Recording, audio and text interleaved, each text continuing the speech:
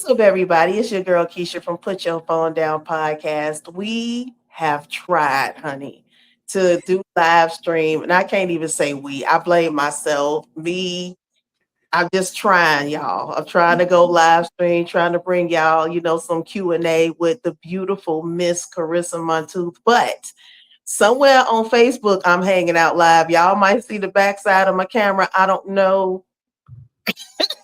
I press live on that, and then I'm like, you know what, Carissa, I'm not about to spend 15 minutes trying to do live stream with you when I know we have so many things to unpack. We Okay, have so let's a go lot about hands. to do. Yes. Ladies and gentlemen, I mean, it is Friday, and where some of you are, the sun is out. Others, it might be raining, but it is a day above ground. And I have a returning guest. We spent a large portion off camera talking, and then the other portion was me just trying to come to y'all so y'all can drop some questions in. But that ain't gonna happen. But we do have her here. And I mean, whatever time she has for me, I'm gonna scoop it up and I'm gonna pass it to you all like I really want to. Ladies and gentlemen, we have the love coach and energy healer, Carissa Montooth. Back the second time around. Welcome, welcome. Thank you, Keisha. Thank you so much for inviting me back. We had such a good conversation last time, and I was so thrilled to be invited back. And I'm so happy to be here because, as you said, before we started recording, we were already getting into it. We were Yeah. already talking about some of these things that have been coming up, and I'm so happy that we're going to get the chance to shed some light on some things and help people know that you know that what they're seeing maybe and what they're hearing is not necessarily the truth all the time about love and about what's possible for them and about what they can create for themselves. So I'm really excited to be able to talk to people today about that healing. Yeah, you back by popular demand. I have one friend I know in particular, like whenever she's trying to find her way, she'll go and she'll look at our episode. And I'm like, okay, like you gave the blueprint. And this is something that I was really in hope for. Just somebody can give us the blueprint because it's like you stated, in so many ways, it's becoming forgotten about. It's becoming something like the microwave trend. Okay, I want love, boom. I don't want to fight for it though. I just want it enough where I can post it every now and again, but when it's time for some real issues, oh, I gotta run because those are not my issues, those are yours. When in the first episode you gave with us, it was about healing. It was So absolutely. let's talk about healing. Let's talk about what the people are getting mixed up. So what you basically said is people are not they get in a warped sense of what it all looks like. Relationship, love, patience, it's they getting it warped. Can Yeah. you take us there, drive us around the block and drop us off when it comes to Absolutely. what does healing look like? So what I'm seeing a lot is that people are just immersed in this whole social media and podcast world that's giving a very warped view of not only what it is to have love, but how to have it, how to have love come into our lives. And in some cases, what I see the most of the time is that there are a lot of generalizations that are being made about women, and there are a lot of generalizations that are being made about men. In particular, there's a lot of shaming of women that is happening. And I see this happen a lot from podcasts where the male host is coming across like he's just trying to give some tough love advice. He's just trying to tell you how it actually is. He's just asking the question that's on everybody's mind. But what actually comes up is that women are seeing that other women who have high standards about love, who are staying single until they meet the person who meets those standards, are being shamed for not settling. And what I really want to tell those women right now, anyone who has been working on herself, anyone who realizes that she is the common denominator in all of the past relationships and the disappointments, and she wants to heal, and she wants to let go of old habits and old energy, and she wants to have faith that there is the kind of love she wants and the kind of partner that she wants out in the world. What I want to say to that woman is to come up out of that social media world and come up out of that. um, I call them broadcasters because they're always like these podcasters where it's somebody that does not qualify to give any kind of relationship advice in any way, but he has a lot of opinions about women that he wants to share. Come up out of the world where you think that you're getting advice from those men, that those men are going to give you advice that is in any way edifying to your spirit, because it's not. And the question that you're going to keep asking yourself is, how do I navigate? How do I survive in this world of broken people and still somehow get what I want? And that's a survival question. And what we need to be asking is, how do I come up out of that world and come into a world where I am bringing into my life that thing that matches me in energy, that thing that matches where my spirit is, that kind of love where that other person has been feeding into himself in the same way that I'm feeding into myself, where that other man has been healing his wounds in the same way that I've been healing my wounds, where that man has clarity and a vision for his future that involves commitment in the same way that I have clarity and a vision for my future that involves commitment. And what I would want to say to those women is, please don't give up hope, because you're out there in that world. And that means he's out there in that world. If you're out there, he's out there. And God would never put that desire in your heart without a means of fulfilling it. So having that desire in your heart is proof that the fulfillment of it is out there. You wanting him is the proof that he exists. You would not long for something that doesn't exist. And he is out there wanting to be with you in the same way. He is out there being prepared to be with you in the same way. Just So don't give up. Just don't give up, like you and said, pull don't yourself keep out of that social media lie. feeding your mind these lies and telling yourself that you just need to know how to play the game. You're just listening because you want to know, maybe you're going to get some kind of information that's going to help you play the game better. And instead, don't be a part of the game. Reject the game. The game is not how you get love. The game is for broken people. Broken people are going to play the game because broken people want they want to win in a zero sum situation where somebody wins and somebody loses.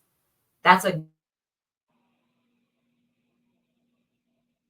love enriches, love heals, love affirms, love lifts up, love dignifies, love inspires. Love is not hanging out in a game of broken people, you know. And your natural, your spirit, your divine nature, your blueprint is for love. It's what you are. It's part of you, your makeup of your spirit. That's the reason that you have the desire for it, you know. So we were talking about why it is sometimes we were watching that Cam Newton clip, right? Yes. And we Yes. were talking about we were talking about how often, you know, because Kirk Franklin was on there and he was talking about how these women get shamed in the church. Right. Single. So in the church, right? A place that's supposed to be about healing, a place that's supposed to be about uplifting your spirit, a place that's supposed to be about community, a place where it's supposed to be the community outside of our family where we learn tolerance and love and healing and acceptance and all of those things, right? We're supposed to get that in our family. That's the first place we're supposed to get it, right? And we've kind of lost sight of that because a lot of us didn't have that. So we forgot we were even supposed to have it. And then outside of that, we're supposed to have that in our church and our communities, right? And we're not getting it there. What we're getting instead is judgment, Mm-hmm. right? What we're getting instead is women sitting in judgment of other women, shaming other women. And what we're seeing is a lot of a generational divide there, because what we're seeing is that our parents' generation, our grandparents' generation, they were all about that whole ride or die kind of love, right? He could beat her, he could cheat on her, he could do whatever, right? And but she was a good wife and she was going to stay by his side no matter what, right? This generation, we are not about that. We are not going to do that. We are not going to live that way. And so there are a lot of women who have defined themselves as a good wife by how much they will put up with, by how much they're willing to be broken down without leaving. And you see a lot of those women in the church. They have to be Yeah. in the church, right? Because they got to lean on God, because they can't, because their relationship is not a source of healing and love for them. Their relationship is something that they need help to deal with, that they need God's help to have to deal with it, right?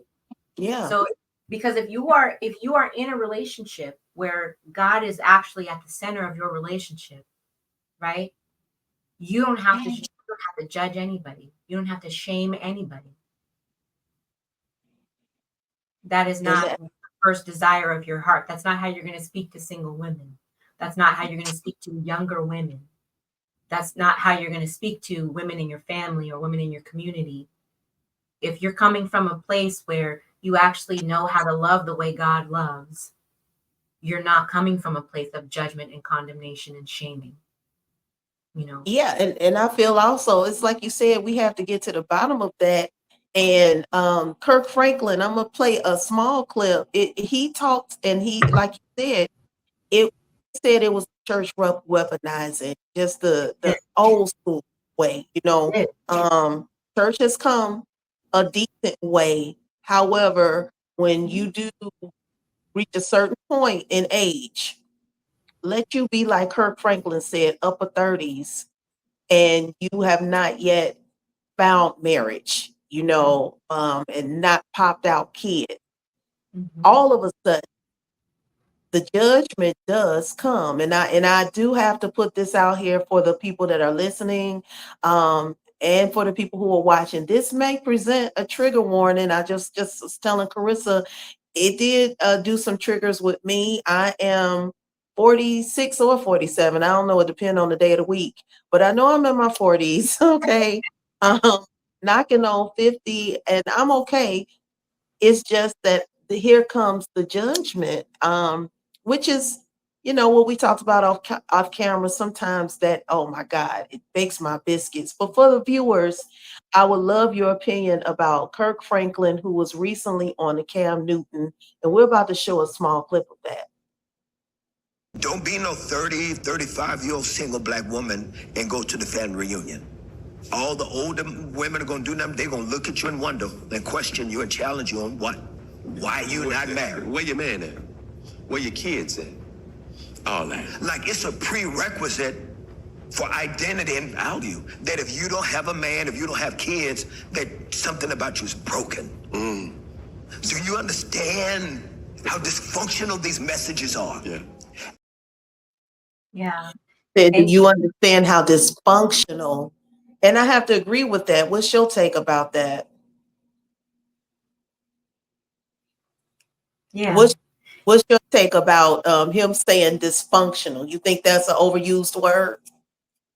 I think that that is the perfect word, right? Because if you think about it, one of the things about being in a church community is that we have the benefit of being able to be held accountable for something, right? So that we can heal and grow and live according to what we know is right, right? But when that is used instead of, when it's used in a matter of somebody doing something wrong, then that is dysfunctional. right? Right. So if someone's coming at you with a tool that's supposed to be to help people when they've made choices in their life that are not good, right? They're coming at you with this tool, and it's not, and that's not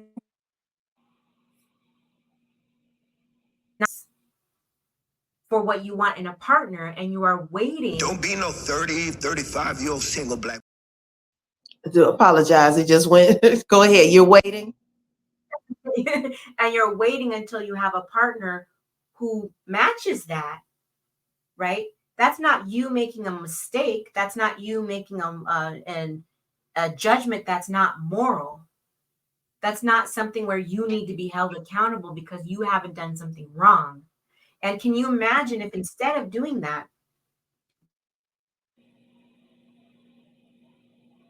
women, if when other women are single and want to get married, if they felt that they could come to those women and talk without judgment, that you have such good standards. It's so good what God wants for you. That's so good that you're doing that. I really think that that's what's missing too. That's Yeah. if those women did that, can you imagine how that would change things? That's the difference between actually being a community, right?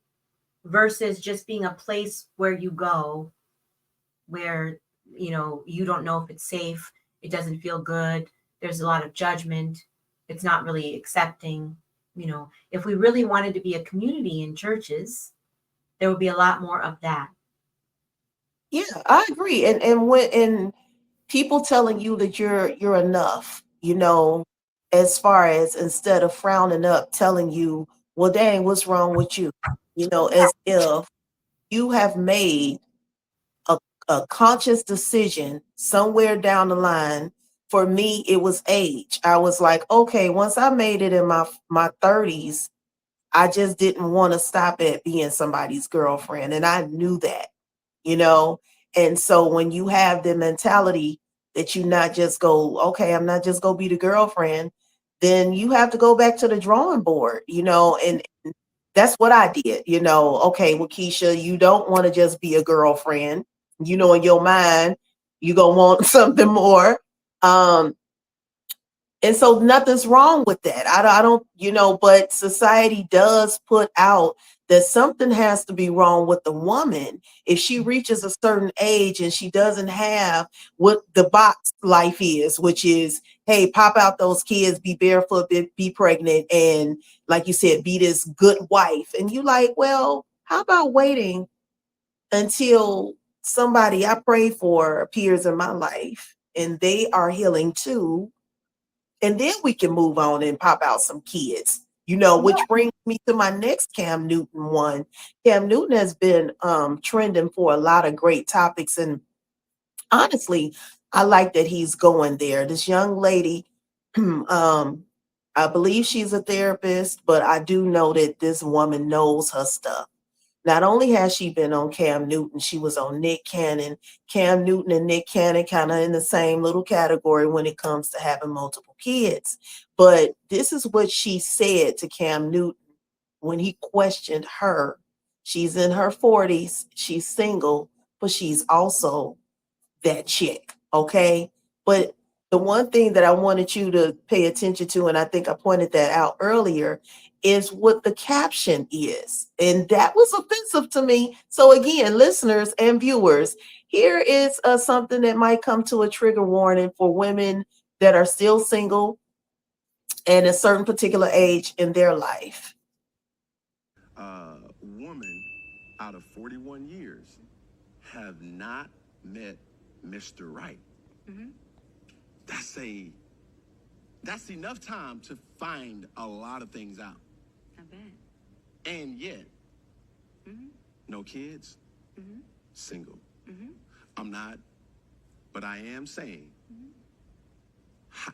are women's expectations unrealistic?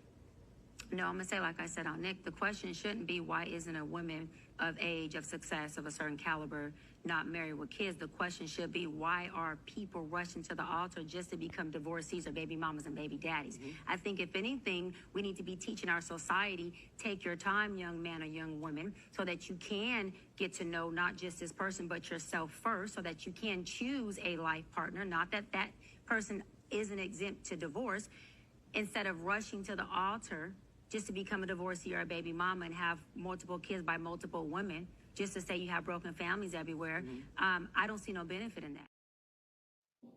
This Yeah. woman is a doctor, but the title said you're a 41-year-old single relationship expert. And I'm like, wow, how could they kill the things that this woman is credited for because of her current situation? So what, a Yeah. single That, person cannot give advice? What's the problem? well, there are a couple problems with that. Number one is that the whole tone of it is intended to shame her and to make it seem like whatever advice she gives, if you disagree, you should just discount it, right? Because who is she to give advice if she's not married or has kids, right? That's the whole tone of it. Even in the way that he asks the question, he's like, well, I'm not trying to say, but I am saying. It's the same thing. He's essentially saying, why, instead of asking the question, why, do you think your standards are too high? Which I just think is about my standards if they don't pertain to you. My standards. Why are you invested in trying to tell me to lower my standards? Why are you invested in that? And why are so many men with microphones invested in that, in telling women that their standards are too high? That's one of the questions that we need to ask. The other question that people aren't asking is, what about men? Why are men not being encouraged to be at that level, that same level where they would be a good, why aren't men kind of like, and again, I don't want to get into a thing of like there aren't enough, men aren't acting right or women aren't. Men are not, for the most part, on microphone or whatever are an issue. You see this there, like, I have the right to speak over what should happen in your life because I'm a man and you're a woman. And there's just so much about it that's unhealthy. Like even just the fact of the caption, like you were saying, that they don't even put her they don't put her credentials in the title. Instead, they want you to think they're legal. Instead of saying Dr. So and so, renowned relationship expert, talks about why people should wait until they know they're themselves better for marriage. Instead, it's like 41-year-old childless single woman gives relationship advice. Then with a big old caption at the top that says, "Are women's standards too high?" Right. You know what I mean? The whole idea is you're supposed to listen to this, and that's what you're supposed to go into it thinking. And the it's such a frustrating thing. Okay, so I am a sixth generation healer. I'm a love coach. I have degrees in psychology. I have degrees in counseling. I'm a top 10 love coach on Yahoo Finance. 90% of my clients are in happy relationships within 6 months of working with me. Let me just preface everything I'm saying with that. I know what I'm talking about. I'm very good at what I do. For people to be operating in this world of trying to say that women's expectations are too high, this is not by accident, and it's not just a few men. So if you are a man who either prefers not to be committed and prefers to just do whatever he wants in his love life, or a man who has no particular ambition no interest in personal growth or spiritual evolution, and you're trying to have a partner. So you're here, right, in terms of your personal growth and evolution and your commitment to your growth, and you want a partner who's here, but you don't want to do this. What do you have to do? You have to convince her to come down here. You have to tell her her standards are too high. That's why you're still single. Still single. She's still single because she's in a world with all these guys thinking that that's the dating pool. And what she needs to do is come up out of that world and come over to another world. She needs to come out of that whole ecosystem and she needs to come into a different place. So instead of asking, how do I play this game better? And maybe part of playing the game is that I have to lower my standards. Instead of asking those kinds of questions, she needs to say, what is keeping me from being in this world? What's keeping me from being in this world is always very simple. It's a series of lies that I have been fed that are telling me that it's impossible for me to have the kind of love that I want, that those kind of men don't exist anymore, that I just need to be realistic about the nature of men, right? That it's going to be too hard for me to grow and to heal. There's just a series of lies that she's believing. And as she begins to let go of those lies, her energy and vibration change. And the people she's attracting into her life change. And what she's willing to put up with changes. And what she is willing to believe about herself and the world changes. Yep. And that's how women make the change of attracting that love into their life. And not only attracting it, but sustaining it. Because we can always attract somebody who's interested in us in a physical way or in a way of wanting some kind of feminine companionship, right? Whether that's about sex or whether that's about having a beautiful woman on their arm or accomplished woman or whatever, right? It's not about that. We can always, it's easy to attract that. If it was just about sex, we could do. That's about attracting that relationship we want. That is a commitment. That's a spiritual connection, an emotional connection, a psychological connection, a physical connection, all of those things where we're in alignment in all of these areas, including our goals and financial and everything that we're wanting to create. I wanted to add on, but that is, I think we keep getting stuck. It might have something to do with me still being on live on Facebook, but it's like we keep getting stuck. Can you see me? Am I moving? I can see you, but you do keep freezing a little bit. So hopefully Yeah. This is gonna be a real unique episode, I tell you that much, because there's a lot of freezing going on. But I did want to add on because I know I don't have you too much longer and just piggybacking off of what you said about the men. I also think certain women have adopted this mentality. So when they talking to their friends, instead of, well, girl, raise your vibration higher, it's, well, you've been in it that long, you may as well stay. And it's like, I don't quite get, it's the isolation that I think is beneficial. I know some people don't like being by themselves, but sometimes when you're about to make some moves, you can't get the advice of the counsel, especially those who tell you to, dim your light and double down. If I was at a job that I absolutely hated and it was treating me like garbage, I would hope that I don't have a crew to tell me, well, just stick it out because you've been there for 15 years. What's the difference in the relationship if you like, look, it's nothing here, I'm not moving, we're not growing, but you might have your side friends, who will encourage just, well, I mean, look, y'all done already been together long enough. So I also have to say you have your men who try to spit that poison, and then you know you don't have, if you don't have a supportive sister circle, Mm-hmm.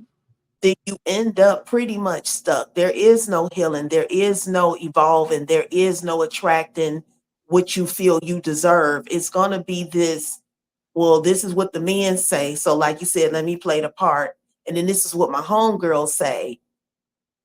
During that isolation, you will find that voice within that says, hey, you know what? No, no, no. You know, in order to attract, you fix something in you. You know, you might have to go against the grain a little bit. But like you said, it's worth it because it takes you out of that trash can and it puts you into the palace. You know, you're Bring not in it. completely different people into your life. But Yeah. yeah, sometimes we have to move solo, you know, when we're doing a big healing shift, because people can speak destruction and stagnation, you know, over your life in big ways and little ways, right? As long as Yeah, we're letting them, as long as we're that's letting true. them, you know, and in the beginning you might have to be alone for a little while until you shift, and then you start attracting the other people that are doing the same thing that you're doing, you know. And sometimes misery loves company, and people want to keep you where you are because they are in the same place, and they're not, and you changing feels like a threat to them because part of themselves that they're not changing, they're not growing, they're not, you know, having courage, you know. It's kind of like when you start a new thing, sometimes the people that are the most, the biggest naysayers about it are like your own family, or like close friends or whatever. Like, it's, you start a new thing, you start a business, you start whatever, and it'll be like the people closest to you that are not, that are really discouraging you about it, you know. And they'll come from a place a lot of times of saying, I have a video about this on my YouTube,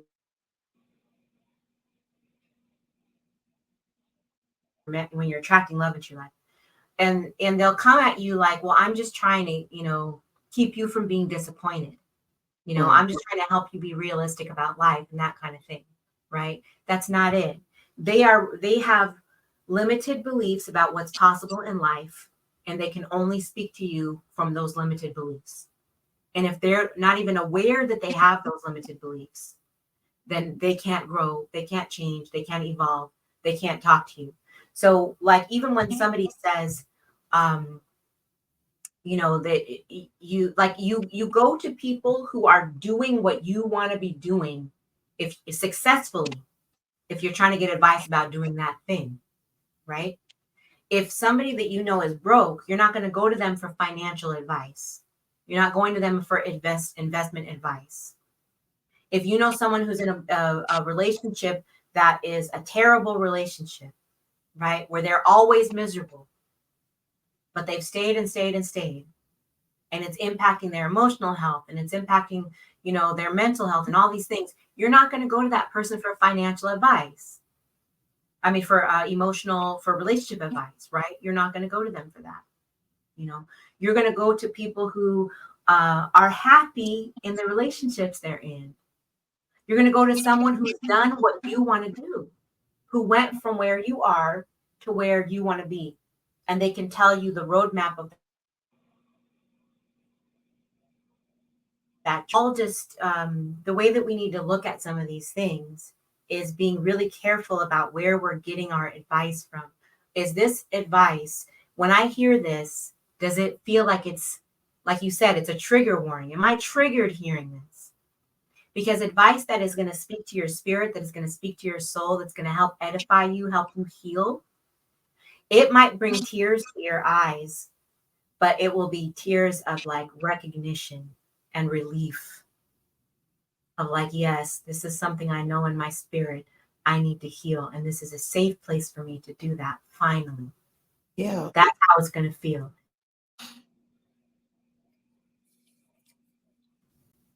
to recognize myself in what this person is saying.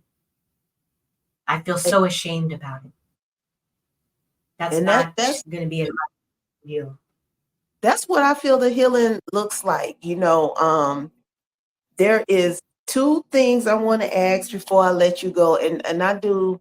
Um, I think we should do a third one because this one, honey, when I tell you, you are welcome back only because the way this thing is freezing, I'm like, oh my God, I'm still gonna release it, but I'm like, people are missing out on and I'm just nodding my head every time you freeze, but I gotta have you back. Two things I want to ask before I let you go because this was a Q&A.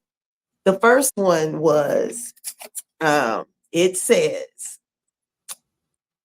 is there a such thing as giving it up too soon when you're consenting adults? It depends on what your goal for your relationship is. If you are wanting a committed, exclusive relationship with someone that is not only physically intimate, but also emotionally intimate, and it's a person, you want that relationship with a person that you can trust, and you want it to be something that's healthy and that grows and that is long lasting and all of those things, then you have to understand that men and women are sort of wired differently. And again, we're speaking in general terms. So when you have an orgasm, you release oxytocin, right? Women release a flood of oxytocin, and we have tons of receptors for oxytocin because it's a bonding hormone. So it's how we bond with babies. When your baby cries, you release oxytocin, and it brings your milk in, and you start to nurse, right? Whether you are having a child or not, oxytocin is the love hormone. It's the bonding hormone. It says it's me and you against the world.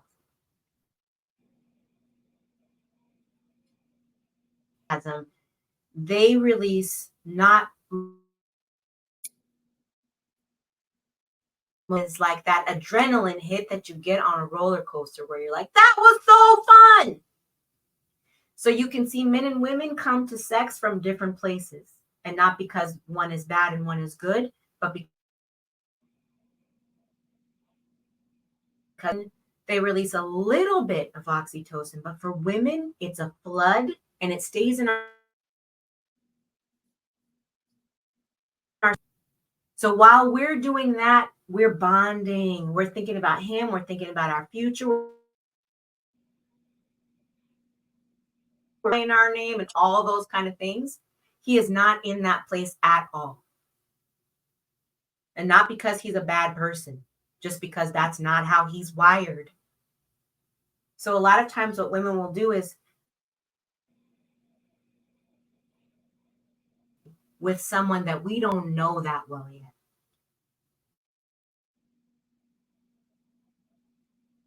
Friend to us. And then we're bonded to him. Yeah. And fantasy because we need it to work out because we already gave it up. Right. Yes. And then you start acting like a crazy person. And even you can tell because now you're all invested emotionally. Mm-hmm. So my advice is take about 3 months so that you get to know each other. So that by the time you do have sex, you've had a conversation about surprised after you have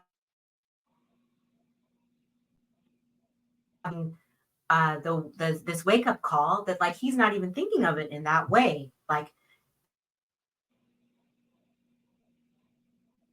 relationship right now. And you're looking for a serious relationship right now. And you have sex with him. You are now bonding yourself to someone who doesn't want what you want. Yeah. Knowing he doesn't want what you want. And that can only end in heartache. And it's not his fault because he told you and you didn't believe him. Mm-hmm. And that makes you feel extra like an idiot because you're like, this man told me. He told me. Why did I think I was going to change him? Like he actually told me at the beginning of this. And then you feel extra bad and you start being like, well, why do I always pick men like this? Why do I this and that? And it's just like, save yourself that hassle.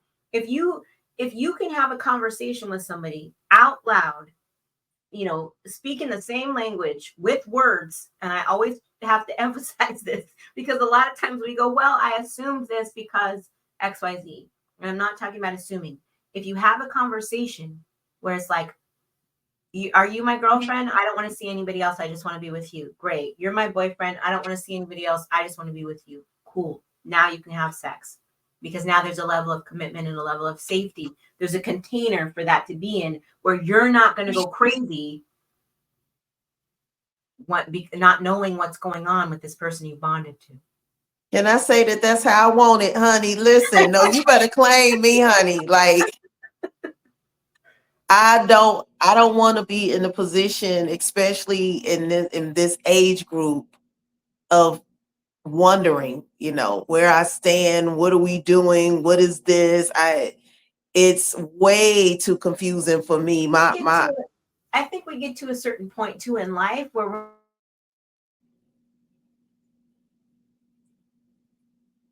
it's too much. It's too much drama. Like, I don't want to live like that. I don't want to live in that society. Listen, those were the 20s. It was me being 19. This age group is really like, I need more. So Carissa, we have your information. But I just want to tell you something real quick, love. Okay. I literally this minute had a message pop up from the client I'm supposed to have at 3:00 asking if we can reschedule. So we can get to your second question if you like. Yay! Look, you know what I really want to do is try to fix this thing because we have frozen up so many. I don't even. And you know what? We can do another one. Yeah. We can do another one. So if you want to, I'll leave it totally up to you, love. Because if you want to schedule another, if you want to see what we can do from this, maybe we can edit something together, and then also do another one. I'm happy to do it however it would work. Okay, yeah. So I'm already scheduling you. I'll go online and see if we can. This one is going to be put out for the listeners, but I know it must be something on. I must have, as you know, I must have some apps running in the background because you was giving so much great information, but it did freeze us up. But no worries, people who are listening, our listeners. I'm going to apologize for the freezing. It happens, but we're going to continue this, and Carissa's going to give us part 3 because why not? But then we'll do it so we can get the questions while we're doing it. Yeah, I got some work. I got some work to do. I got to try to, but I'm thankful that you can stretch the time because now we can actually kind of get to some of the meat. I was trying to speed it up, but it's what you said. I think we have gotten blessed to be at a certain age in our life where experience is a good teacher. That's number one. And knowing what we want. And something that you mentioned earlier on, and it was so crazy because I just finished talking about this. I'm about to get biblical for a half of a second because don't I curse. I know more curse words than I know scriptures, but the scriptures I know, honey. But what I was talking about was about what preparation looks like, right? And I started referencing to, in my opinion, I do believe, although patience has a lot to do with it, I do believe we are created for that one person. I do. I think that we have our one. So I went on to start talking about Adam. And I said, okay, now you think about the Bible. Adam was created, but Adam had to prepare for Eve. Adam had to name things, places, get it all in order.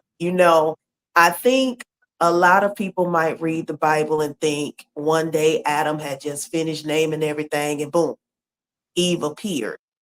But I also believe that he had to be prepared in order to protect Eve, in order to be who he needed to be for her. So she was created just for him. But he had to, he had to get some fixing on. This is the way I look at love. I'm like, okay, it's somebody out there, especially for me. But The preparation for them and for me has to be necessary, and it's hard because you can definitely pick anybody to be with, and in your mind, you know that you settled. But that's the way of the world, right? In order to get what you want, it has to go through a lot of hoops, bumps, bruises, mistakes, and then all of a sudden, it'll come to you. You know what? I don't feel like spreading myself. I know it's somebody out here for me, but maybe I'm being prepared. Maybe I have to learn a few things. You think Adam didn't spend time learning? Like he had to do all of this, animals, everything, but it was to prepare. Once he, God saw fit and was like, hey, I got a surprise. You ain't made to do this by yourself. Let me go ahead and send you somebody. And Eve came, and baby, shoot, he was like, oh, okay. Thank you for holding her for me. You know what I'm saying? Like, Eve was made for him, from him. But I do think in order to get that fulfillment, oh my God, the work that you have to do for self, It's part. heal what you were brought up knowing, Mhm. you know, um, heal, like you said, the myths about the dating world, Mhm. heal what you think love looks like, and actually start coming from the gut. Like, okay, this feels right. I Yeah. know it might not look all that great, but this feels good. And then you work on that. That's what I'm starting to believe in. But that takes some work, doesn't it, Carissa? Like, Well, most people stop at the absolutely. middle. Well, I think that there are a couple of things with that, right? Like, one thing is that both people are being prepared. What I've seen is that both people are being prepared when they come together. And they've both gone through things that when they meet each other, make them ideal for each other, make them able to understand each other in a way that they would not have been able to if they hadn't gone through the things they'd gone through in their life, you know? And getting to that place is not about just trying to get there so you can attract the person that you want, right? It's being committed to your own healing as a person so you can move through the world in a healthy way, right? And Yeah. what I've seen so often with my clients is that they go through this period of time where first, when they first start working with me, they are really they're very much in their loneliness. They're feeling the loneliness intensely of not having this person in their life. And it might be that they've had a breakup recently. The breakup might have been a year or two ago, and they're like, how come I've never been able to date anybody since? you know or it might be like, I've achieved all these other things in my life, how come I still don't have love? I thought that I would have had it by now, right? So there's that period of time. Then there's a period of time where, as they're healing, they come to a place where they're like, you know what, it would be wonderful to have that person in my life, but I feel so happy right now. I'm okay waiting for them until they come. And then it's like, boom, that's when they come in. Yeah. Yeah. They don't come in when our hearts are like, in that place of like, I just really want that person. They don't come in like that. They're not supposed to come in to rescue us. They don't come in to rescue us. They come in to partner with us. You know, when you're in that energy of like, please, please, please, oh my gosh, this is, I can't stand it another day. That's like the dark night of the soul. That's something that we go through, and God helps us through that. And we work with a healer. A healer helps us to heal those things, right? If you attract someone when you're grieving, you're going to attract somebody who gives you more to grieve about. They're going to be in that Whoa. same energy as you. Okay. So would that be under the same category? I'm glad you brought that up because I know I wanted to talk about trauma bonding, and I'm starting to see that word trend around a lot. But when I actually did my own definition of it. I'm like, so this, I think this is what a lot of people, this is what a lot of people doing. Like, so would that fall under that category? Absolutely. And it also is the category of like with trauma bonding, it has a lot to do with like you've been through the same horrible things in your life that I've been through. So they might not be actively grieving at the time when they bond, but it's like, oh my gosh, now that we're talking about our past, you were abused and I was abused too. And so instead of coming from a place of like, we have really similar values, we have a really similar um, view of the future that we want to create together, you know, and you're somebody who really encourages me and I encourage you. Like we support each other. We uplift each other. You know, I want to be a better person because you're in my life. You know, instead of being in that energy, they're like, "Oh, you have the same wounds as me." So we both speak that shorthand of trauma. We both speak that language of trauma. And you can have people in your life that are like that that are friends, and it can be really helpful because you don't feel as alone in terms of what you've been through. You're like, oh, this other person's been through it too.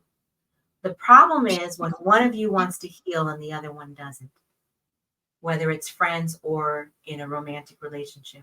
When one of you is ready to not be defined by the trauma anymore Right. and the other one's not, that's when you run into problems. So with this also, I mean, we doing really good because I made some bullet points and you ain't know nothing about them. And baby, listen, I've been so doing this word for a long time. I'm like, get out of my head, Carissa, because it's right here. Anything Like, about other relationships, and I'll be like, okay, look. and I mean, you the bomb.com, baby. I don't even know if they say the bomb no more, but whatever. That suits into the jealousy neighborhood, you know. So I guess this is true as well. When you start evolving, let's say you met when you was 20 and even you're 25 now, you have picked up a different interest that maybe the person you kicking it with doesn't. Weight loss. I would say that that's probably the number one. Okay. Let's say we both decide to eat carrots and celeries for a week and the partner is losing the weight, even though that's a lightweight example. I want to put some heaviness to it too. What can we say about the jealousy in the relationships, because those exist, don't they? Yeah, absolutely. Yeah. You can be in a relationship with somebody who doesn't want to see you win. Mm. Yeah. And those relationships start in all kinds of different places. And they really have a lot in common with the friendships that are like that. You can have friends you started out with where you were in the same place, but now you've grown and you've done some things and your world looks bigger for you. And theirs doesn't. And they're jealous of you, you know? And a lot of times where you're going, you can't take everybody with you. I mean, Didn't I that's just a say get out my head, Carissa? I said get out my head. I wish there was a like a sweeter answer to that. But it's one of those like life truths. It's like, so either you have to decide you're not gonna go, or you have to decide you're gonna go on your own and make new connections when you get there. So how do you end that relationship when you know that you're not tripping? When you know to your core, like my partner's jealous of me, or let's say it's a marriage, and that's a big deal to be like, okay, this ain't working, Mm-hmm. or a long-term relationship, how do you know to your core this person is not going to be happy for me unless I'm stuck with them, and they way of thinking. Yeah. And it's time to go.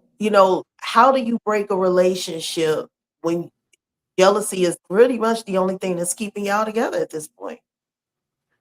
Well, the thing about it first is that you're the only person who is qualified to make the decision, right? You are the person who knows if they're jealous of you or not. They're going to tell you they're not, right? So you have to trust yourself. You're going to get to a point where they've said that last thing under their breath, if they've done that last thing to sabotage you, and the realization comes over you, they really don't mean me good. They really don't. And nothing anybody else says to you before that point is going to get through to you. But once you get to that point, and women are a little different with this than men, because when women are done, we're done. Because what happens with women is like we try to fix it early on. We try to head off the problems that we see. We want to talk about it and be like, I think this is a problem, let's talk about it. And they're like, if it's not a catastrophe, why do we have to make a big deal about it? And then the next thing we try to do is we try to adjust our behavior, or we try to adjust, what we can do. We're like, well, if we can't do it together, maybe I can fix it by myself. Right? So we try to do that. And then we get to a point where we're so exhausted from trying to do that. And we finally believe that we can't, and that they're not going to change. And at that point, we're done. And from that point to the point that the relationship ends can be years. But we're grieving the relationship that entire time. So by the time we finally leave, it can look very abrupt to them. And it can look like, well, I don't understand. We've been fine this whole time. No, we haven't. I just gave up trying to fix this with you a long time ago. And I'm ready to move on because I've been grieving already. And that's when he gets into invested in wanting to change things, wanting to fix things, wanting to whatever. And no, it's not. It's too late to do that, So usually that's what happens in those situations with the jealousy, and often what I would recommend that people do to save themselves a lot of their time, for women to save themselves a lot of their time when they're in that situation, women, men, whoever, is go to counseling, because that will help you to, when you do leave, know in your heart that you did everything that you could. And either you will leave that situation and still continue to have the support of that counselor, or you'll know that your partner can. And you'll be like, I'm leaving you with someone who's going to take care of you. Yeah. That's a big step. I mean, because I've seen it now that I'm on social media, right? And I'll see these couples and I'm like, oh my, maybe I've just gotten to an age where I can sense the bullshit, but I'm like, oh my gosh, you can't tell that this person is not rooting for you, but you calling this your bae, your boo, and this person is sizing you up. They don't say you look good. They not saying congratulations, not until they do it too. And I'm like, whoa, these are actual haters in relationships. your closest circle. Yeah. And sometimes it's somebody you would have trusted with your life. Yeah. That's the truth. So yeah, and it is. I mean, it happens in marriages. It happens just when one person goes forward and another person, there's a thing that happens as a relationship, is sort of like when it stops growing and it starts to stagnate and then decay, right? And what it is one of the first things that you see is, instead of you're not on each other's side anymore. You start to see each other as adversaries. And even if it's not openly with big fights or whatever, it's like you just stop being their biggest fan. They stop being your biggest fan. You stop being their cheerleader. They stop being your cheerleader. It's one of the first things that you kind of see and go. Another thing that you see is that you don't have the same sense of humor anymore. Those are big things that show you a relationship is dying. It's about to end. It's like the stuff that you used to say that made me laugh. It doesn't make me laugh anymore. I don't think you're funny anymore. And you don't think I'm funny anymore. You're not laughing at my jokes anymore. And it's that you don't, instead of seeing the things that you do as you have a good reason for doing this thing, even if it's not what I would do, we assume a bad reason, like you're stupid or you're doing it on purpose to hurt me or you're whatever. You save up resentments and you don't talk about them anymore. You know, you have secrets and you have your independence from each other isn't about just healthy, I have different habits than you, so I do this and we both talk about it and it's all great. Your independence feels like you're rehearsing for your life without them.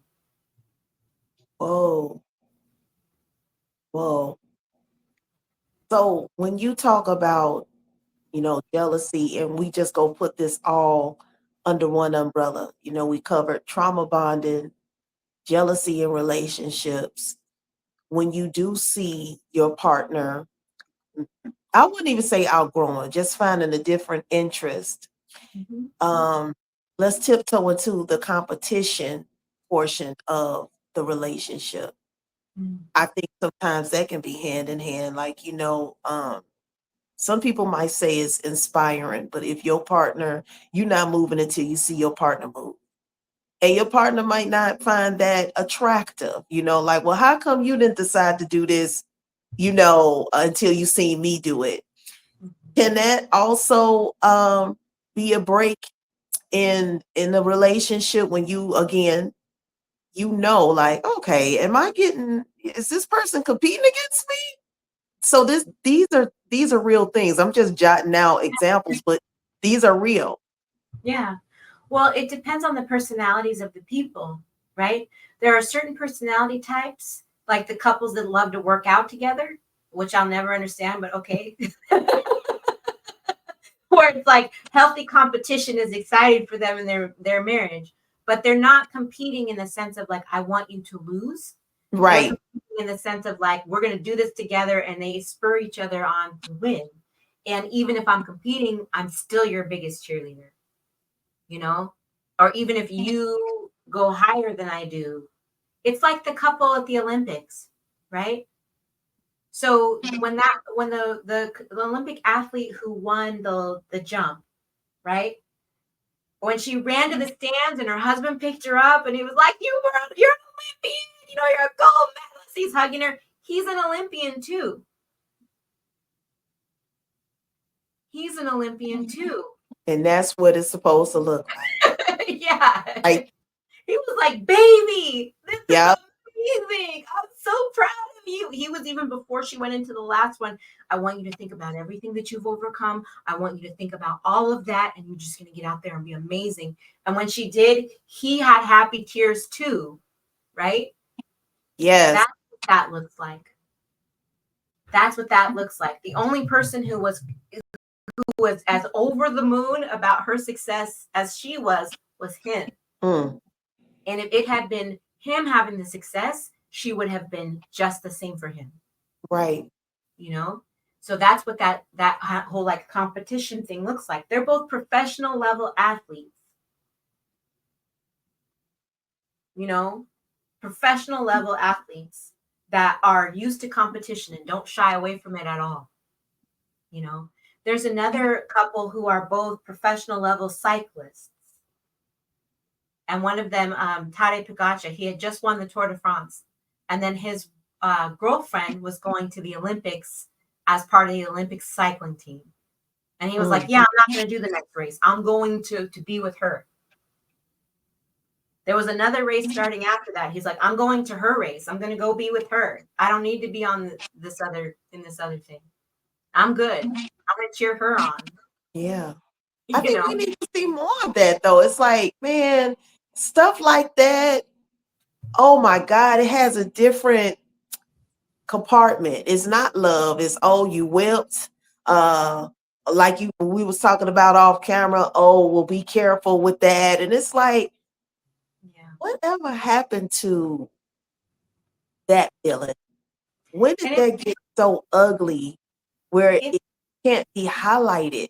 Like, it's a cynicism. It's a kind of cynicism. It's where people look at it and go, oh, that can't be real. That kind of love can't be real. They can see it with their own eyes and still not believe that it's real. And you can't really do a lot with someone who thinks that way.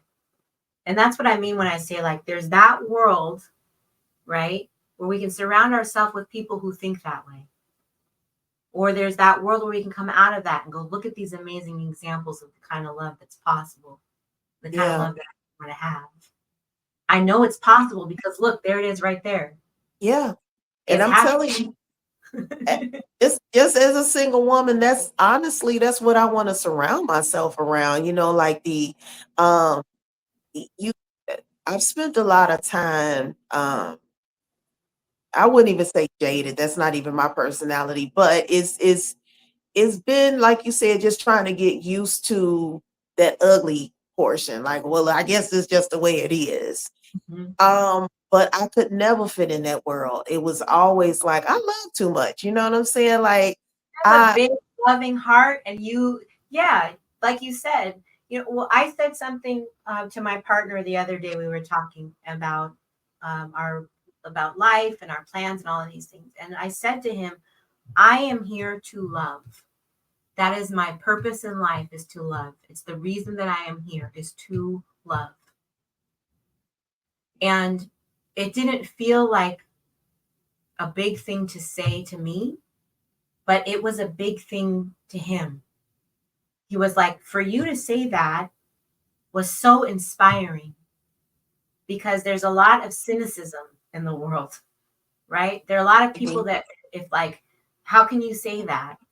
Why would you say something that sounds like that? It sounds like fantasy, or it sounds naive, or something like that.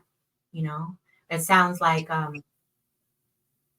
don't know. There are a lot of people that would discount that, but we need to know, we need to claim it.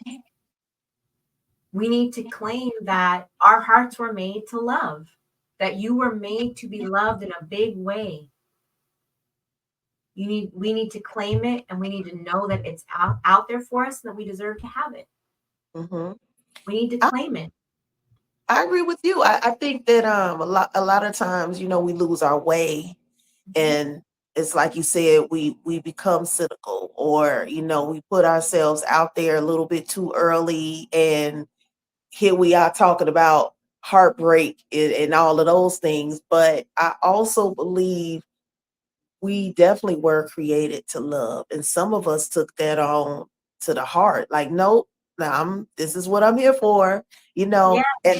and I relate to that. It's almost like, as much as I might try to get mad, or you know what I'm saying? It's like, as much as I might be like, oh, screw love, I cannot even complete it, because I just feel like it's out there, you know, and I don't want to miss it. I don't want to miss it being so upset. I've had time to do that. I don't like it.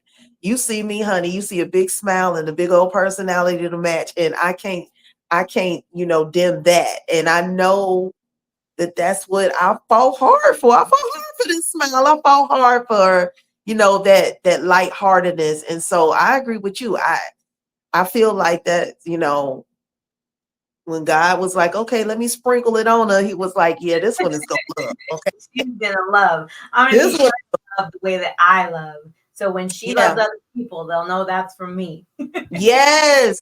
Yeah. I mean, so I have another question that somebody submitted. I asked her I give a shout out. She didn't respond, so I don't want to put her name on out here. But Well, we'll shout out to your anonymous questioner. anonymous question she wants to know, what is your opinion about first date no-nos? First date no-nos. Well, one thing is, there's this thing, ladies, don't do this. Please don't do this. There's this thing that happens when we've had a lot of disappointments in dating, right? And we go, well, you know what? I'm just going to come in here and I'm just going to put it all out there, right? A lot of times women will, I call it dumping your purse out on the table, because what we'll do is sit down and go, look, I don't want to play any games. I don't want any of this. I don't want any of this. I don't want any of this. And we start going through our list of like, these are my deal breakers, blah, blah, blah, blah, blah. And men do that too, and you see it with, especially you see it on dating profiles online. You'll see a profile where it's like so hostile.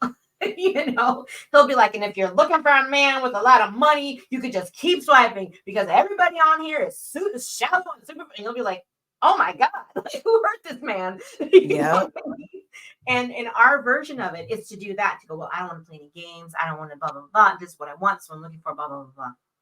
And the problem with that is that what you're saying is, I am not ready to be dating. I should not be sitting here with you. I should be healing. I am definitely going to take my disappointments from the past out on you. I am not going to give you the benefit of the doubt. I'm going to be suspicious of everything that you do because I'm terrified that you're going to hurt me. And there's almost no way that you can win with me because I am not expecting you to be able to. That's what we're saying when we sit down and we're like, I'm just going to lay it all out there and blah, blah, blah, blah, blah. If you can't go into a dating situation, if you can't go into a date thinking to yourself, well, this will be an interesting opportunity to get to know someone new. And I'm open to having fun, seeing how it goes. If you can't go into a date thinking that, then you're not ready to date. And that's okay. That's okay. Yeah. Heal. Do things that help you feel secure and safe and loved. Do things that help you feel like the world is a safe place for you.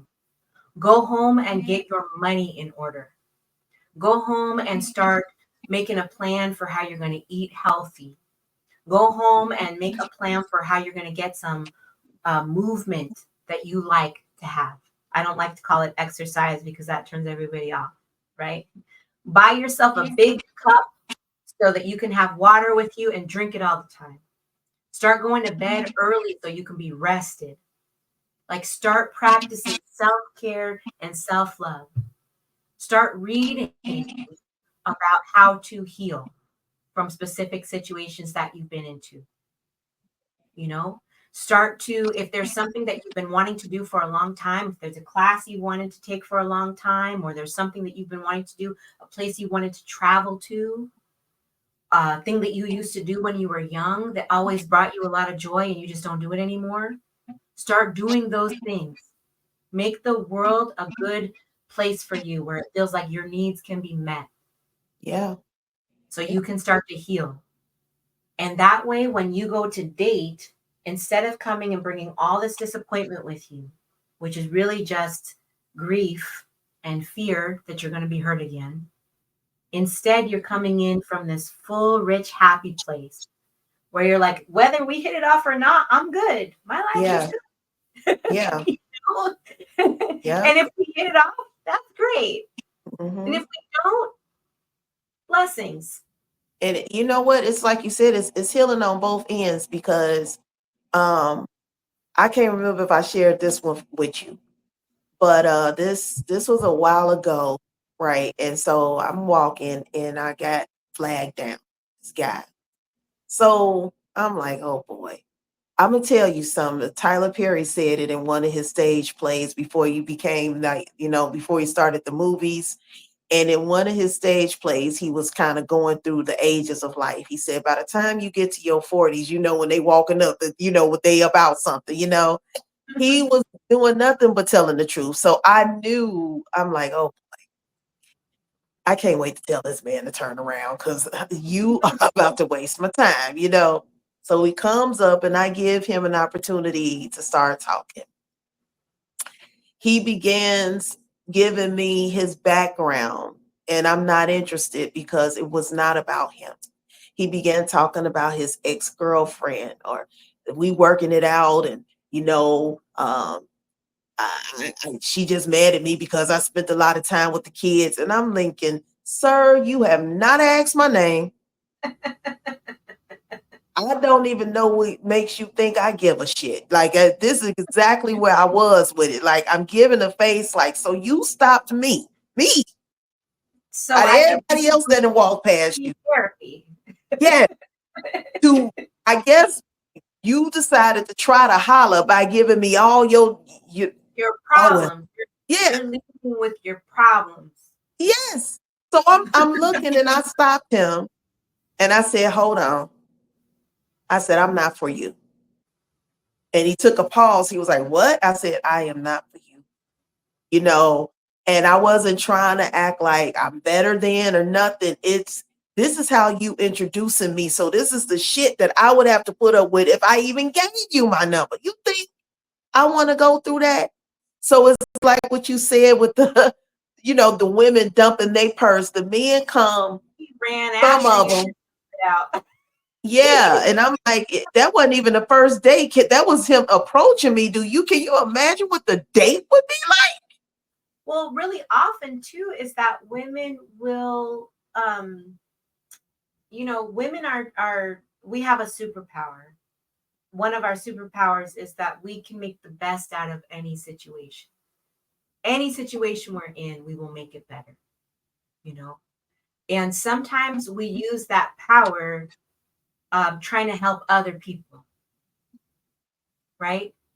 So, really often, before somebody's been through a lot of stuff with dating, they might have somebody who approaches them like that. And especially if you're an empath, because the thing about being an empath is you're going to have people come at you from everywhere and they're going to tell you everything about their life. And they're going to be like, I've never told anybody this before, but you are so easy to talk to. And they feel so good after they've talked to you, and you feel completely wiped out and depleted. And that's just going to happen, right? If you're an empath and you entertain those conversations and you haven't learned about protecting your energy and your boundaries and stuff like that, you're going to have those kind of experiences, right? But it's so good that you were just like shut that down. My friend, it reminds me of my friend Shauna when we were in our 20s. We were walking into this mall and this man rode up on a bike. Shauna she is not an empath. She's not burdened by that kind of sensitivity. And I was like, get out my face. To the point. He rode up on his bike to talk to us. She was instantly visibly annoyed in her face. And she was looking at him, and the more he talked, the more annoyed she became. And finally, she just interrupted him. Do you have a car? And he said, yeah. And she goes, you need to ride your bike back to your car and work from your car. And then she turned around, we went into the mall. And it was like, she gave him good advice. She didn't let him take up too much of the time. And she was trying to help him out. But also she was like, this is my boundary. Yes. Right? Like, yeah. And I will never forget that. Because as an empath, I looked at that and I was like, wow, that's possible? You can it's like you want them to give you pointers. Like, so how did you say that? Yeah, I was like, you could just stop people from unloading on you. Like, yes. You can do that? It was such an inspirational thing for me. I was like, you mean I don't have to listen to everybody just because they want to talk? Yes. Wow. But it's like it's my life. You learn though, especially in the dating atmosphere. If you want more, I should say, you learn to cut that off real quick, Now, within the same breath, I can tell you that if I hadn't done the self-work, I would probably entertain it, just with that thought process of, well, I can at least get out the house, but I know I'd be miserable because shit, I gave you 2 seconds of the story. This was longer. No, sir. The whole thing. Yeah, sir. No. You start saying, sir, you know that. You start talking about polite. Man. He started talking about how to right. He listen, it got as deep as because we ain't been doing nothing in the bedroom, and I'm thinking, what the hell do you want with me? Like, you talking about you spend more time with the kids than you do with her, and listen, I'm not a judging person, but you know where my mind went, because I'm like, what the hell is so special about them kids when you pushing her to the side? What they got, She said, what the hell so special about them kids? Oh my God. You ain't even you want to hang with her kids so tough that he's telling me that it's actually starting a verbal confrontation between them two. That's how long this man had me out here. Now keep in mind, trying to holler, But he's telling me that he spent more time with the kids. These ain't his kids, but he love kids. Hello. It's a lot of information. I'm That like, sir, I might be a little bit too old for you, okay? Because I don't know if you're waiting for me to tell you I got kids, but I'm about to take it easy on you, like Adele say. You're not for me. yeah. Well, And and I'm proud of myself. I was proud of myself because I knew I would have, like I said a few years ago, possibly be like, well, no, you know what? At least I can get out the house. I got this dress I've been trying to try on. And I'm thinking, no, Keisha, your piece is really important to you right now. And if this man coming to you talking about he prefer hanging with kids. and he made people always telegraph to you in the first like maybe 5 minutes of their conversation with you. They telegraph all the information you need to know about what's going on in their life or what's going. Mhm. I found I could be at a party, I could be at the grocery store, I could be whatever. And someone will sit down next to me and they'll tell me, especially if they once they know that I'm a love coach, they will sit down next to me and they will tell me everything I need to know about why their relationship is completely dysfunctional and why they should leave the person that they're with in the first 5 minutes of the conversation. Yep. They will tell me everything. They'll be like, well, I mean, so he said he was going to make the down payment on the house, and then he didn't. But it was okay. We borrowed the money from my family, and it was fine, and it hasn't created any kind of like resentment or problems in our marriage or anything like that. But then it was really hard when he couldn't, when he wasn't working, and so then we had to borrow more money from my dad, and sometimes my family, blah blah blah. They'll be telling me all these things, and then they'll be like, Yep. "What do you think I should do?" Yep. And I can't tell them what they should do in that situation because they actually aren't invested in solving that problem. Damn. No matter what I say to them, they're going to do what they wanted to do anyway. Mhm. So if it's not somebody who's specifically come to me because they're invested in solving their problem, I'm not going to give them the full on, here's what you need to do based on what you said to me, because they're not going to do it. They're just talking. They just Mhm. talking, and they have found a sympathetic ear and a somewhat captive audience, So they want to talk to you. And I'm like, that's cool, but yeah. I'll be like, yeah, I think you should do whatever you think is right. Yep. Yep. Yeah. Put it back on them because they don't, and like you said, it's like as a healer, of course, you go attract several people, but it's mostly those deeply hurt people that don't want to do the work. Anytime you give them any type of suggestion that might allude to healing, oh, it's going to be an excuse. Oh, well, no, we tried that already. And it's Well, like, well, you need to stop talking. that used to be true when I first started. Now I don't attract as many of those people. Now I attract people who are ready to do the work. Amen. In the beginning, I would attract a lot of people who were like, I would get these long emails where someone had seen one of my YouTube videos and they'd be like, my boyfriend and I broke up, but I've had his baby. And even though he cheated on me a whole bunch of times and left me to raise the child alone and won't give me any child support, I really need to know how I'm going to get him back. How can I get him back? And I'll be looking at it like, you want this person back? You just told me all the reasons why you shouldn't be with this person. Mhm. And I would sit and like type an email and do all of these things, to respond. And they would never take the next step ever. They would never take the next step.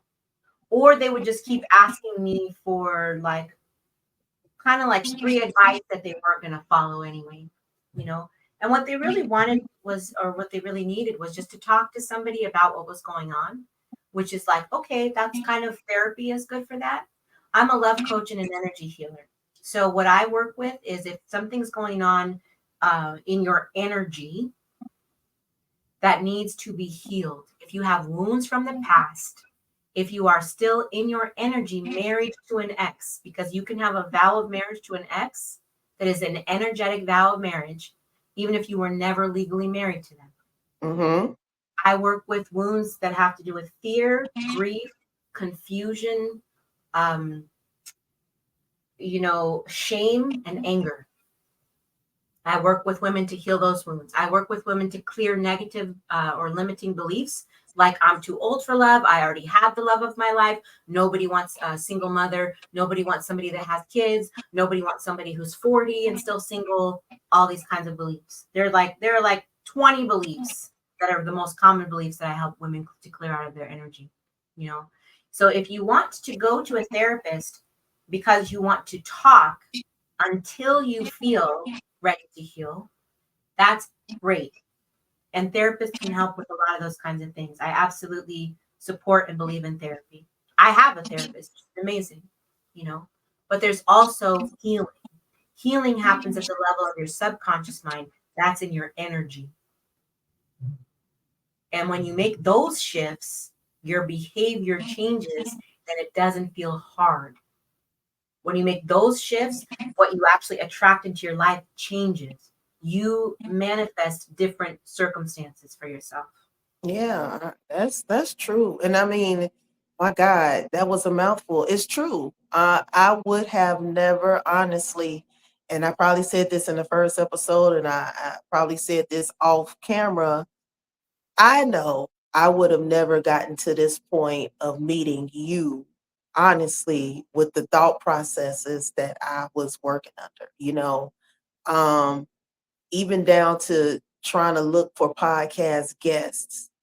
It was like I wanted to talk about relationships, but I knew I wasn't ready for some the things that you talking about, which is healing and all of that. And then no, I seriously did take, what did we I don't even think we said this on camera. I said it's like the rug pull, poof, you know, that's Yeah. how it happened with me. It wasn't at all a thought out process. Um, I was really okay somewhat with listening to how other people dated. My history has always been the home girl, which was that's a real comfortable spot because as the home girl, I got the perks. The guys would always, I wouldn't even say friend zone, but I came off as a nurturing person. And you know what? I got a chance to hear these men bare their souls, and they didn't have to worry about putting no kind of business out there because I enjoy that. Like you said, while they talking to me, I'm thinking what I can say next to make that part of them, feel better. Yeah. And I always thought, I guess this is just gonna be my position. Always the bridesmaid, never the bride. But no, with healing, and it's a constant daily thing. I'm so glad that we got a chance to connect and for you to be there for viewers who are ready also to peel what it looks like to heal, because we've said this before. This is how you attract the real stuff. I mean, it's a lot of fake stuff out here. Some have left me just like, damn, you know what I'm saying? But no, it's like and I probably said this the last one, man, you know what my current situation is, child. So I might even be repeating myself. But uh Charleston White, he has been known to be very controversial. Okay. You can listen to him. And sometimes he's talking like, okay. Other times I'm like, all right, you done went too far. But one segment I seen, and I had to agree with him, and I want your opinion. Um, I'm paraphrasing, but it was basically about women and how you can tell a man respects a woman. Basically, he was like, it's a different kind of woman where when she walks in the room, she ain't got to make no announcement. The men adjust themselves better. They like, oh, okay. Now take another woman who does not carry that same energy. She doesn't have that light over her that says, hey, look, I'm healing. I'm in the healing zone. They gonna talk all kind of foul stuff about her, to her, and all of that. And I was like, I have seen certain men kind of feel like they gotta adjust the tone or adjust the way that they speak. Because I might have entered a room. I thought it's because I'm older. You know how you get quiet because the old folks walking. I like, oh, okay, here come my age showing. They know not to curse. Never like that with you, Keisha. It's never because of your age. It's always because of your warmth and your energy and your light. It's never Oh, because of your age. That's not why people are adjusting themselves around you. There are things that people don't do when you're there that they would do if you weren't there, because they're like, oh, we can't do that around Keisha. Keisha's not about that. And you don't know. But if you asked around, you would find out that there are things like that, because that's what yeah, happens when you're healing. Like, I can see that in your energy. That's what happens when you've kind of set yourself apart so you can heal, you know? yes. I mean, I would suggest that for everyone, and that's why again, I'm glad that you have went through the bumps and bruises with this podcast with me. I just want to say, although it's gonna be a part 3 in the making, I want to repeat myself and say this. I know, even off camera when we speak, that I would not have been able at all to enter your space had I not did the work. I would have been those people that you said was coming to you talking your ear off and not feeling as though you said anything helpful to me because it wasn't what I wanted to hear, wasn't what I was prepared for. And so to have you on the podcast once, twice, and a third in the future, it makes my heart just so happy because I honestly feel like I have reached a certain level with God where he like, all right, you can talk to her. Like I told you this. I was like, look, I feel like I've done something pleasing, to talk to a love coach and an energy healer. Oh no, that's no small feat, honey. Like I well, you know how I feel about this. I'm just happy. And I Well, feel absolutely blessed that I I feel absolutely blessed and honored to be here. You have such a big calling over your life to help people heal, and to get to be a part of that is such an honor, even in a little way, is just really, really a blessing and a beautiful thing. So thank you so much for having me. listen, I've been crying a lot lately on my podcast. I ain't about to do this with you.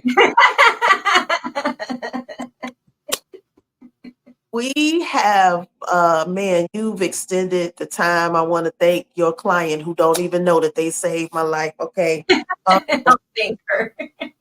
this will Lovely. definitely have to be, like I said, a part 3 once we can just invite people in and let people know, healing is okay. I want to make a few closing remarks.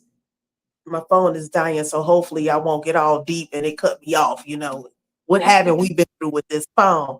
But honestly, to the people that's listening, to my audience, to my single people, women and men, there is absolutely nothing wrong with you. There's nothing wrong with you. Men that are in at a certain age, if you don't have the wife, if you don't have the children, there is absolutely nothing wrong with you. Women, if you don't have the children and you don't have the man, it doesn't make you less of a woman. And anybody who feels like they have to cut you off for a certain conversation because you don't have the children and you don't have the husband and you don't understand, it's still nothing wrong with you. You are enough. And as a single woman who's in the trenches, I'm telling you this much. It takes harder work to be single and not settle than what it does to put yourself out there and just to get anybody because, oh, I'm getting older. Why not? It takes a lot of work to hear the insults and have people point fingers like you still don't have kids, but they don't know that this is what you prayed for. You prayed to have a family, not just somebody who make a pit stop just so you can please the people around you. So understand, if you hear me, know that you are enough and you putting in way more work than what you think. So I know it might get lonely.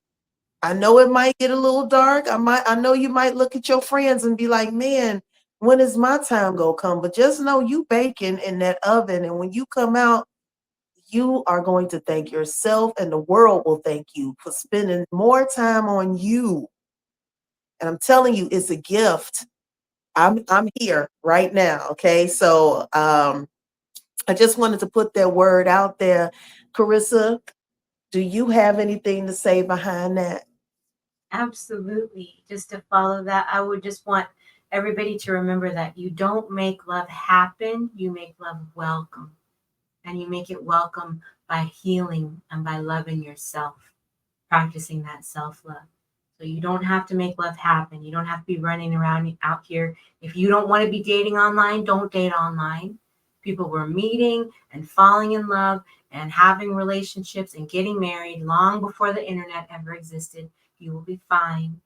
So you don't, just remember, you don't make love happen, you make love welcome. Make it welcome. CarissaMontooth.com is where you can find all of her updated information. You have a newsletter, I want to say, right, Carissa Montooth, where they can.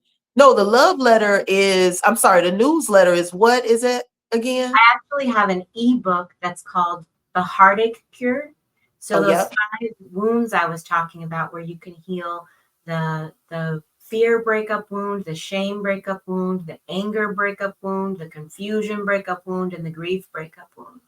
And if you go to theheartachecure.com, you can download that ebook for free. So we giving y'all the information. Carissa has agreed to come back a third time. I'm gonna apologize for the freezing, y'all. But look, this is the internet. Sometimes you just go get it. I'm not saying that that's the quality I'm trying to push out. Hope it Yeah, works out. yeah. I'm not saying that's the quality I'm putting out, but this is the world that we live in, y'all. So until the next time, I am your host, Keisha. I really want to thank the people who have been listening and sharing and calling me and saying, hey girl, you doing your thing. This all started with a prayer and those of obedience and isolation, all of that. And what is coming out of it is great guests like Carissa Montooth. I mean, come on now. Come on. Like this is this is a big deal. So until the next time, everybody, happy Friday. Share this and learn something from it, y'all. We'll be back. Say hello and goodbye to Carissa Montooth, my special guest. Bye, guys.